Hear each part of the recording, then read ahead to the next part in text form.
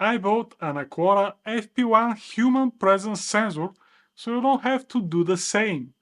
Let's find out together what actually Aqara FP1 is, can it be added in Home Assistant, and is there any good use of it, or you can just skip it and buy something more useful instead. Unlike traditional motion detectors that rely on PIR sensors, the Aqara FP1 is a mmWave radar sensor, which means it utilizes electromagnetic waves or millimeter waves to detect motion and presence in your home. All of this allows the Aqara FP1 to detect even the slightest movement of the humans, like breathing, head nodding, and similar, making the FP1 one of the most talked about smart home gadgets in the past year. The sensitivity of the Aqara FP1 is a lot higher than the regular PIR motion detectors, but it is not all roses. The initial movement detection of the Aqara FP1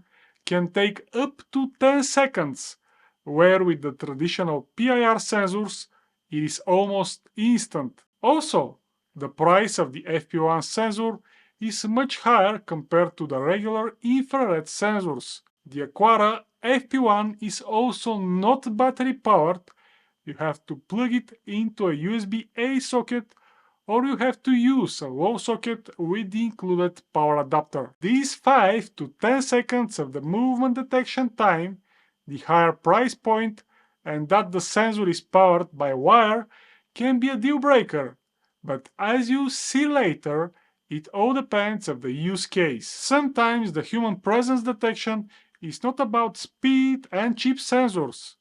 You may also need a more kind of convenience-wise sensors for cases such as keep the lights off when I'm watching TV, or just the opposite, keep the lights on while I'm in the room but I'm not moving much, and so on and so forth. The Aqara FP1 human presence sensor uses Zigbee wireless communication protocol to connect to your home network. Zigbee is quite popular in the home automation world because it is reliable, easy to use, and energy efficient.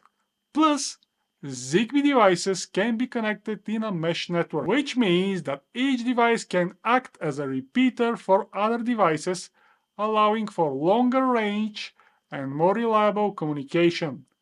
Zigbee devices, on the other hand, requires additional Zigbee hub, or also called coordinator or bridge. All of that means that to add the Aqara FP1 sensor in Home Assistant, you need to have a Zigbee coordinator such as Combi 2, SkyConnect, Son of Zigbee bridge or dongle, or something similar. The other working option is to use Home Assistant yellow device, which have embedded Zigbee module. Next thing is to choose integration method, as there are at least 3 possible ways to add the Aqara FP1 in Home Assistant: using ZHA, using Deconz, or by using Zigbee to MQTT. The end result from all 3 methods is pretty much similar at the moment, so I decided to use ZHA, as it is probably the easiest method from all. Before I add the Aqara FP1 in Home Assistant, I want to say something important. Don't stay in the dark when it comes to smart home terms and abbreviations. Download my free smart home glossary and leave the dark clouds. Simply visit automatelic.pro/glossary to get your free copy. Download it now and take your smart home knowledge to the next level. Now, let's add the Aqara FP1 in Home Assistant. Inside Home Assistant, I'll press the C button and I'll type integration, then I'll add integration and I'll select ZHA, and the integration will start searching for Zigbee devices. Now is the time to enter my Aqara FP1 in pairing mode. This is happening by pressing this reset button and holding it for several seconds. I think that's fine. Soon after, the device is found, configured, and ready to be used. I can add an area here, for example living room, and I'm ready. These are the sensors that I have. This is the occupancy sensor, And this device is now added under my ZHA integration. Here it is, Aqara Lumi something. If I click on it, I'll see the device info and some basic configuration of the sensitivity. You can also see the occupancy is now in detected state because I'm moving in front of the sensor. That means everything is working fine. One of the standout features of the FP1 is its ability to detect subtle movements. Many presence sensors only trigger when a person is running at them, but the FP1 can detect movements as small as persons shifting in their seat. This makes it ideal for detecting someone sitting in a chair or lying in bed. So, what can you do with the FP1 once it detects a presence? The possibilities are endless. You can use it to turn on lights when someone enters a room, adjust the thermostat based on occupancy, or send a notification to your phone when someone arrives home. If you are considering purchasing the Aqara FP1 human presence sensor, there are a few things you should have in mind. First, for what do you want to use the sensor? The FP1 is designed to detect small movements and presence using electromagnetic waves, but not instantly, so it may not be the best choice for certain applications. Next, consider the price. The FP1 is not the cheapest motion sensor on the market, so you will want to make sure it fits into your budget. Finally, consider the compatibility with your smart home system.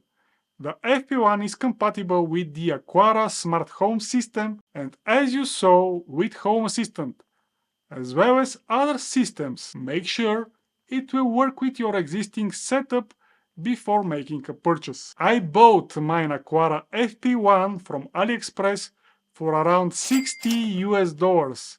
It came with a US plug and an EU adapter. The best thing of all is that everything about the sensor is very well described on the box. That is, if you know Chinese. Overall, the Aqara FP1 human presence sensor is a high-quality, reliable motion sensor that can be a great addition to any smart home. Just make sure to weigh the pros and cons and consider your specific needs before making a purchase. And I'll leave some affiliate links in the video description if you want to do so. If you're interested in learning more about Home Assistant and how to get started, don't miss my upcoming free webinar where I'll cover the official installation types of Home Assistant, as well as one secret and super simple way to get started on a PC in under 5 minutes. Sign up now and reserve your spot at automatelike.pro/webinar. To see more videos from me about Home Assistant and smart sensors, check this YouTube playlist that I created just for you. I'm Kirill and I'm done speaking. Bye!